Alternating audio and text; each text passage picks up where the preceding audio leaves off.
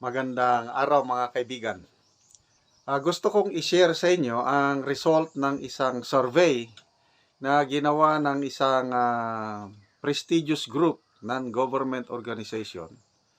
Na ang resulta ng survey na ito isa na namang malaking sampal o kahiyan sa ating national government.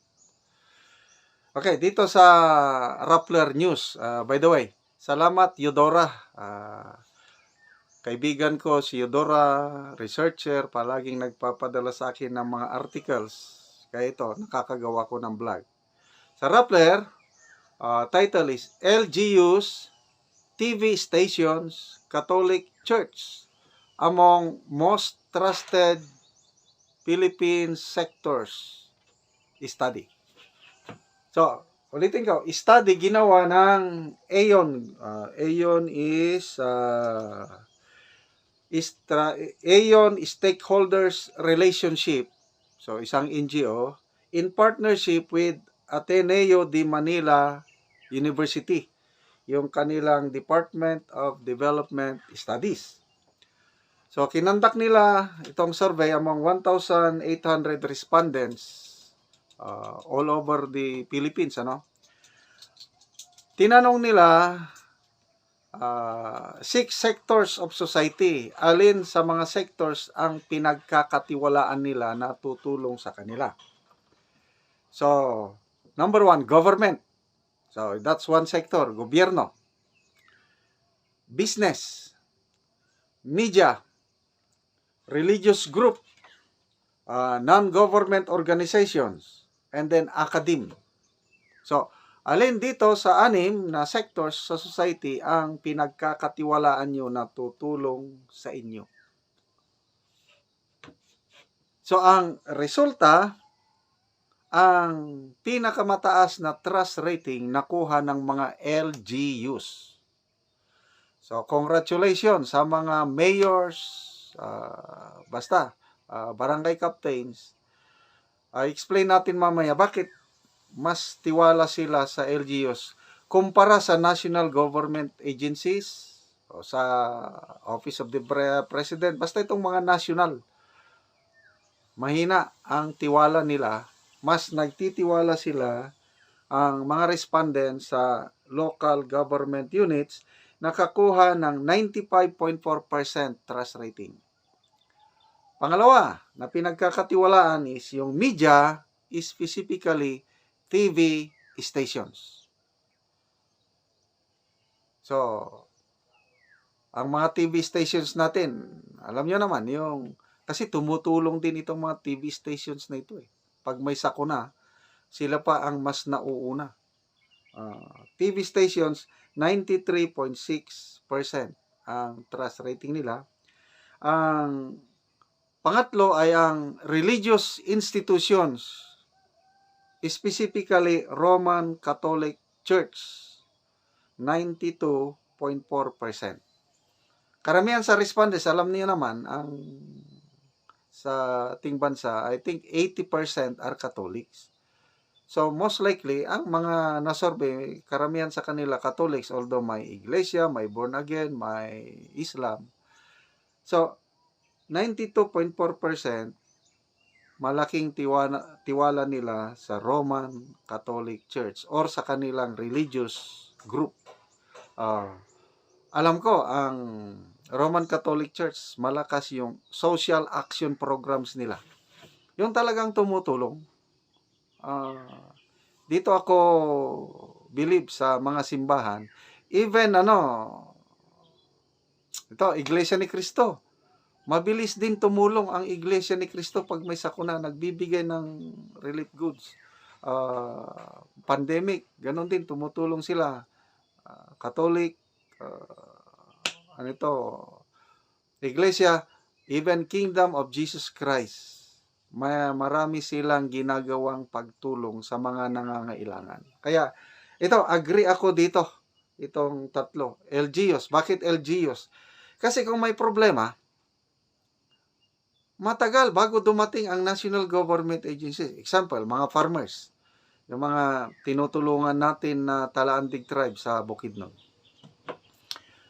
Mula nung umupo ang administrasyong ito, mag 3 years na, wala pa akong nakita o nabalitaan na national government agency na pumunta doon para tumulong o kumustahin man lang sila.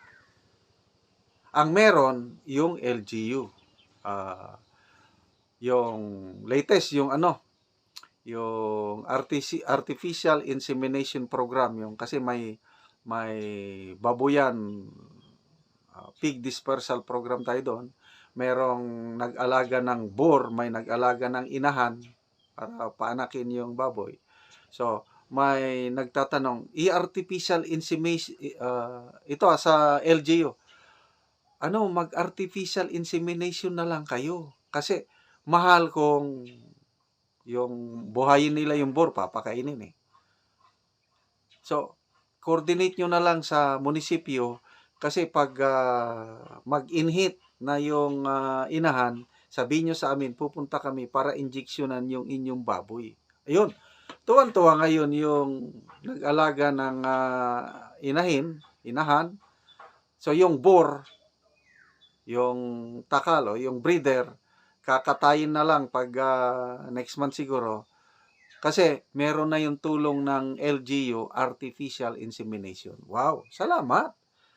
Department of Agriculture, wala. Ni seeds, ni abono, wala, as in zero. Malala ko tuloy yung sabi ng Pangulo, yung meron silang programa na Enhance Partnership in Fighting Poverty and Hunger. Sabi niya, there will be no community left behind in the fight against poverty. Wow! Ang gandang pakinggan. Lahat daw ng community maabot ng programa ng gobyerno para labanan ang kagutom at saka poverty. Magtatatlong taon na, wala man lang makabisita doon sa Talandig tribe na tinutulungan natin. Ano ba yun? Salita lang. Mabuti pa ang LGU, at least nandun, gumagabay sa mga tribo. So, agree ako dito, LGU, TV station. Okay, ang mga national government agencies, Office of the President, Congress, mababa ang rating. Bakit daw? Ang mga respondents, ang concern nila is transparency.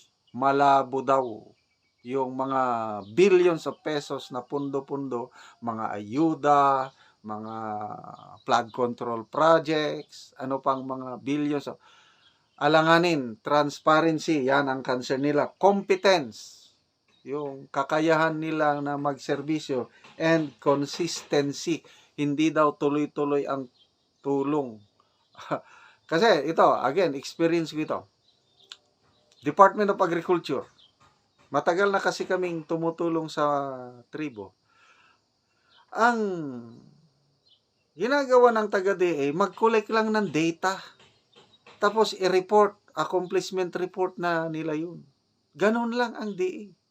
Wala talagang consistency na talagang tututok hanggang makabangon yung komunidad.